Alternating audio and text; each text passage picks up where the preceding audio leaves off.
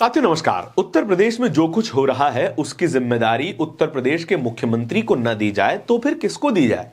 जब उत्तर प्रदेश के मुख्यमंत्री के पास सबसे जरूरी मंत्रालय हैं और उन मंत्रालयों में गड़बड़ियां चल रही हैं तो फिर सवाल मुख्यमंत्री से क्यों ना पूछे जाए?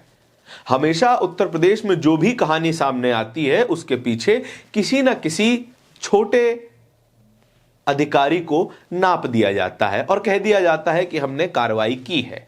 लेकिन जब भी कोई कार्रवाई की जाती है तो उसमें एक छोटा अधिकारी ही क्यों नपता है?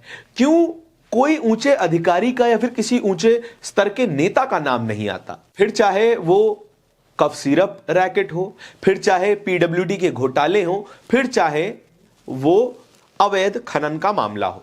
हम इन तीनों ही विभागों के बारे में बात क्यों कर रहे हैं? क्योंकि ये तीनों ही विभाग और इनके मंत्रालय खुद सीधे योगी आदित्यनाथ के हाथ में है। योगी आदित्यनाथ इन तीनों ही विभागों के मंत्रालयों के मुखिया हैं और इन तमाम विभागों में बड़े स्तर पर घोटाले किए जा रहे हैं। हजारों करोड़ रुपए गायब कर दिए जाते हैं और योगी आदित्यनाथ को कोई कानो कान खबर नहीं लगती।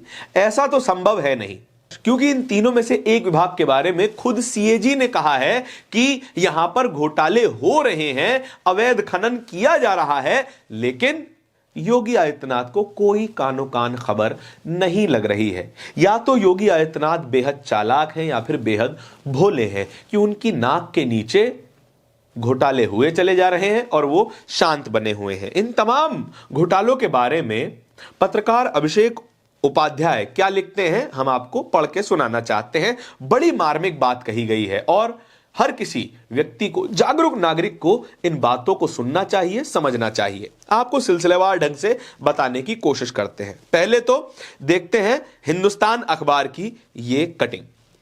हिंदुस्तान अखबार ने अपने इस आर्टिकल में क्या लिखा है? यूपी में ऐसा फर्जीवाड़ा कभी नहीं हुआ। कफ सिरप रैकेट में ईडी ने दावा किया है और 700 से अधिक अवैध फॉर्म सामने आए हैं। अरबों की कमाई की गई है। यह खबर छापी गई है और मजबूत तथ्यों के साथ साथ छापी गई है। और इसके बारे में अभिषेक उपाध्याय लिखते हैं, हिंदुस्तान अखबार की यह हेडलाइन पढ़िए, यूपी में ऐसा फर्जीवाड़ा कभी नहीं हुआ, 700 से अधिक फर्जी फॉर्म, अरबों की कमाई।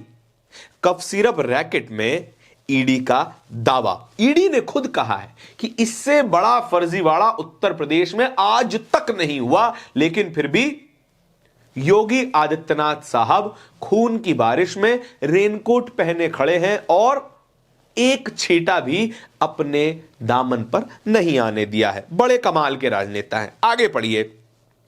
अब जिम्मेदारी का आलम देखिए। गृह विभाग योगी आदित्यनाथ के पास, खाद्य सुरक्षा एवं औषधि प्रशासन विभाग योगी आदित्यनाथ के पास।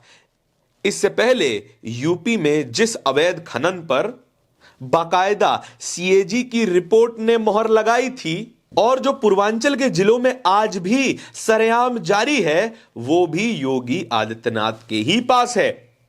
जिस पीडब्ल्यूडी में भ्रष्टाचार की खबरों से अखबार भरे पड़े हैं, उसके भी मुखिया योगी आदित्यनाथ हैं। सवाल यह है कि जिम्मेदारी क्यों सदैव दूसरों के ही कंधे पर थोपी जाती है? जब राजा स्वयं प्रशासन में असक्षम हो, असमर्थ हो, संदेह के दायरे में हो, तो उससे जिम्मेदारी क्यों नहीं तय की जाए? मुखिया साहब ही गड़बड़ है, मुखिया की ही जिम्मेदारी बननी चाहिए। लेकिन मुखिया जी, जैसा कि हमने कहा, खून की बारिश में रेनकोट पहने खड़े हैं। और आगे अभिषेक उपाध्याय जो लिखते हैं बड़ा मार्मिक है। चाणक्य नीति कहती है कि विष केवल एक व्यक्ति को मारता है, हथियार से भी केवल एक व्यक्ति की ही मृत्यु होती है, लेकिन राजा के गलत निर्णय से राजा स्वयं और पूरा राष्ट्र, उसके नागरिक मारे जा सकते हैं। इसलिए राजा सदैव योग्य, सक्षम, जागरूक और बेदाग चुनना चाहिए। इस तमाम बातों को समझने की कोशिश कीजिए, क्योंकि हमने कुछ खबरें भी ढूंढ के निकाली हैं। सीएजी ने उत्तर प्रदेश में अवैध खनन से प्राप्त 408 करोड़ रुपए का अप्राप्त राजस्व पर चिंता जताई है। 408 करोड़ रुपए का सरकारी घाटा हुआ है अवैध खनन से और खनन विभाग योगी आदित्यनाथ के पास।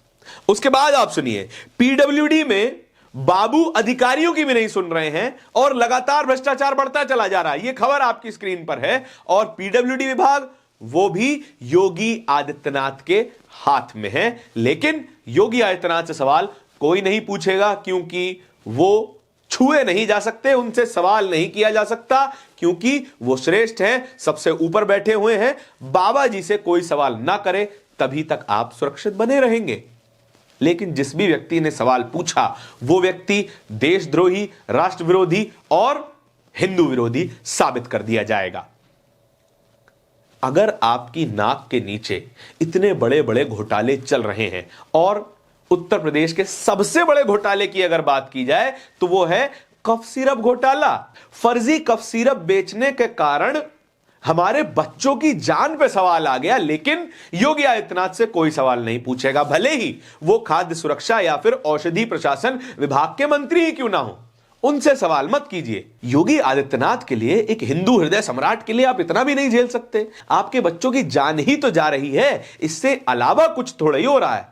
देखिए, हिंदू सुरक्षित है, हमारे पास एक हिंदू लीडर है, हिंदू सीएम है। इससे पहले कभी था? नहीं था। योगी आदित्यनाथ पहले है, इसीलिए उनसे सवाल मत पूछिए। भले ही आपकी बदनामी देश में ही नहीं विदेश में भी हो रही हो, यह फर्जी कफ सिरप, यह नकली कफ सिरप विदेशों में भी बेची गई, बांग्लादेश में भी इसको सप्लाई किया गया और वहां पर भी बच्चों की तबीयत खराब हुई और आपकी बदनामी हुई। लेकिन उससे आपको कोई फर्क नहीं पड़ना चाहिए क्योंकि कुर्सी पर योगी आदित्यनाथ बैठे हैं। ये तमाम खबरें आपके आसपास से होकर गुजर जाती हैं और आपको फर्क नहीं पड़ता है क्योंकि आप सुन्न पड़ चुके हैं अपने नकली राष्ट्रवाद, देश प्रेम और हिंदू प्रेम के चक्कर में। इस तमाम खबरों के बारे में आपके क्या विचार है, कमेंट सेक्शन में बताइएगा जरूर। इस तरह की और भी खबरें देखते रहने के लिए बोलता हिंदुस्तान को सब्सक्राइब भी जरूर कर लीजिएगा। बहुत बहुत धन्यवाद।